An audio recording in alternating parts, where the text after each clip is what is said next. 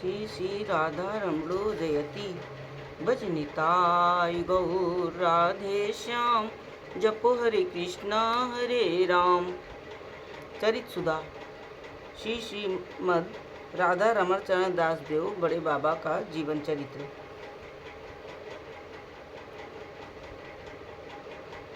बड़े बाबा का जीवन चरित्र श्री श्री राधा रमण चरण दास देव बाबा जी महाशय।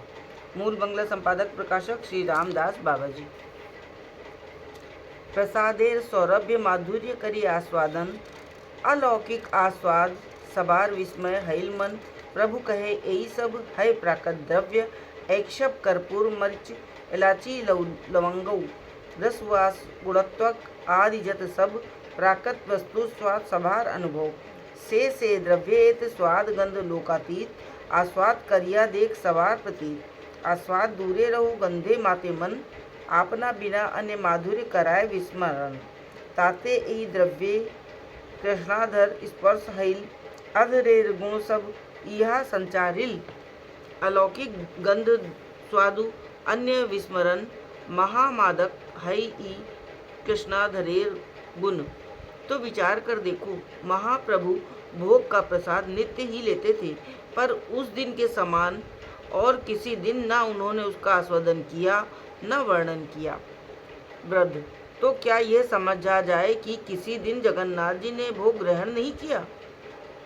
पुजारी जी, नहीं, ऐसी बात नहीं, पर उस दिन भोग में वस्तुगत या समयगत कुछ विशेषता थी, जिसके कारण जगन्नाथ देव ने प्रसन्न हो बड़ी रुचि के साथ उसे ग्रहण कर उसमें अपने अधरामत का संचार किया था। ये बात सब समय नहीं होती है। आज भी भोग में कोई न कोई विशेषता थी, जिसके कारण जगन्नाथ देव ने बड़े प्रेम से उसे ग्रहण किया। हरि भजन दास, आज एक महापुरुष के आविर्भाव का दिन जो है, जगन्नाथ देव तो आनंदित होंगे ही। जीवोद्धार का कार्य भगवान का अपना कार्य है। जिन महापुरुषों द्वारा यह कार्य संपन्न होता है, वे उनके नित्य परिकर और विशेष अंतरंग होते हैं। इस प्रकार कथा वार्ता के पश्चात परम आनंद पूर्वक महाप्रसाद सेवन कर सब अपने अपने स्थान को चले गए। आश्रम वासियों ने भी अपना अपना सेवा कार्य समाप्त कर विश्राम किया। दूसरे दिन प्रातःकाल उठते ही सब लोग अपने अपने काम में लग गए। बाबा जी महाशय स्नान वेदी पर बैठे हुए थे। भक्तगण सुगंधित तेल लगा रहे थे, साथ ही नाना रूप भगवत प्रसंग चल रहा था। बाबा जी प्रसन्न मुद्रा में सुंदर वचनों द्वारा सबकी मना तुष्टि कर रहे थे। इसी समय नगेंद्र दादा नगेंद्रनाथ मुखोपाध्याय ने आकर प्रणाम किया। वे थोड़ा मुस्कुराकर विनोद करते हुए बोले, क्यों नगेन, कल के कांड में तुम कहाँ थे? नगेन, मैं सरकारी कार्य में बहुत व्यस्त था। एक और बात है, कल का आयोजन हिंदू शास्त्रों की विधि से हुआ या ईसाइयों की विधि से, मैं कुछ समझ नहीं पाया। बाबा जी, जिन्होंने आयोजन किया था उनसे पूछो। अगेन, मैं उन्हीं लोगों से पूछ रहा हूँ। हमारे हिंदू शास्त्रों के अनुसार जन्म तिथि और नक्षत्र का अवलंबन कर उत्सव होता है और तिथि नक्षत्र की पूजा होती है। ईसाइयों में तारीख के अनुसार जन्मोत्सव मनाया जाता है। यह उत्सव तारीख के अनुसार मनाया गया, इसलिए मेरे मन में कुछ संदेह हो गया। ललिता, अच्छा, ये आलोचना फिर करेंगे?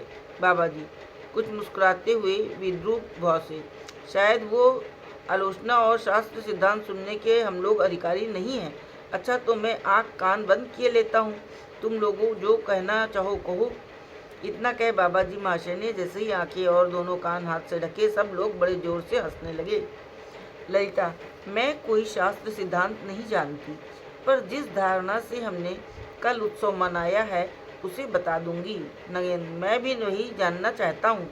ललिता, हमारे प्राचीन आचार्यों में से किसी ने जन्म नक्षत्र की प्रधानता मानी है और किसी ने तिथि की, परंतु जन्म काल की सबने समान रूप से श्रेष्ठता मानी है।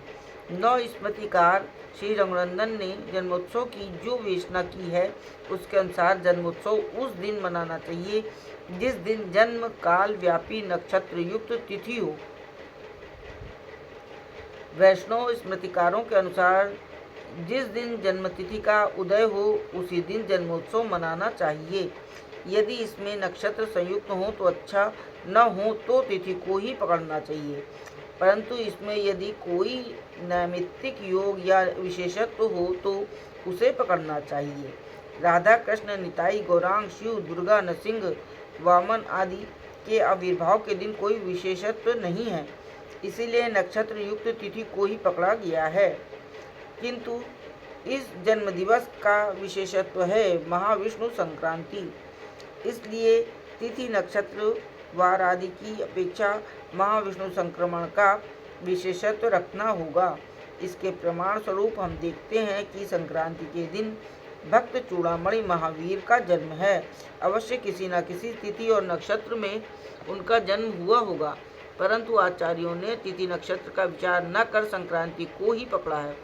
शास्त्रों ने कहा भी है, नित्य नैमित्तिक योर्नैर्निमित्तिकस्यैव श्रेष्ठतम। तिथि नक्षत्र आदि का योग सदा संभव नहीं है, इसलिए हमने इस संक्रांति को प्रधान मानकर यह उत्सव मनाया है और भविष्य में भी हमारा ऐसा ही करने का विचार है। तुम्हारा जो विचार हो कहो। नगेन, मैं कोई नया विचार लेकर नहीं आया। मैं शास्त्र प्रमाण आदि तो जानता नहीं, पर मेरे मन में कुछ संदेह हुआ था, इसलिए मैंने कहा अब जो कुछ सुना उससे इस समय तो मेरा संदेह दूर हो गया, आगे भगवान जाने। बाबा जी महाशय को लक्ष्य कर, अच्छा, इस संबंध में आपका क्या मत है? बाबा जी, कोई भगवत संबंध लेकर तो उत्सव था नहीं, इसलिए व्यर्थ की बात में वाद विवाद करने से क्या लाभ। न इसकी उत्सव में गणना है, न इसे मनाने की कोई आवश्यकता है। ललिता, आप अपना नित्य संबंध लेकर ये कह सकते हैं, पर निरपेक्ष भाव से मैं पूछती हूँ कि यदि किसी के गुरु या माता पिता का उत्सव इस दिन पड़े तो उसे क्या करना चाहिए? तिथि नक्षत्र मानना चाहिए या महाविष्णु संक्रांति? बाबा जी, उस संबंध में मेरे विचार से संक्रांति मानना ही ज़्यादा ठीक है। इस प्रकार का कथा प्रसंग चलता रहा। तैल मर्दन के बाद बाबा जी महाशय केसर, चंदन, कस्तूरी द्वारा सुवासित वस्त्र से सुवासित जल से स्नान कर चुके थे। भक्तगण सफ़ेद तौलिया से उनकी देह पोंछ रहे थे। उस समय रसमय बाबा जी कौतुकाविष्ट हो पास खड़े हुए भक्तों के बीच एक भक्त के ऊपर जल से छींटे देने लगे। कुछ देर तक इस प्रकार जल क्रीड़ा होती रही। स्नान के पश्चात इनके डोर, कौपीन, बहिर्वास आदि मांगने पर नंद ने एक नया धोती जोड़ा लाकर सामने रख दिया। ये बोले, आज फिर? नंद, ये ठाकुर का प्रसादी जोड़ा भीतर रखा था, अब दुकान को तो वापस जाएगा नहीं, इसलिए आप ही क्यों न पहन लें। बाबा जी कुछ मुस्कुराते हुए, आज वैशाख की प्रतिपदा है, साल का पहला दिन है।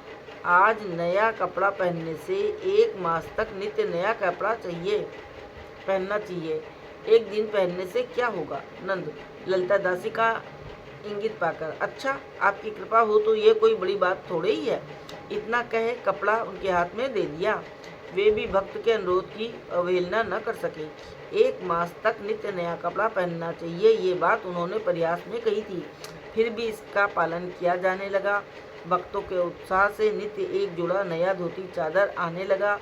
नया कपड़ा सामने आते ही वे पहना हुआ कपड़ा उतार कर जिस किसी पर भी कृपा दृष्टि पड़ती उसे दे देते। इस प्रकार 1 मास तक मानो नित्य नूतन लीला आस्वादन में भक्त निमग्न रहे। जय जय श्री राधे, जय हो बड़े बाबा की।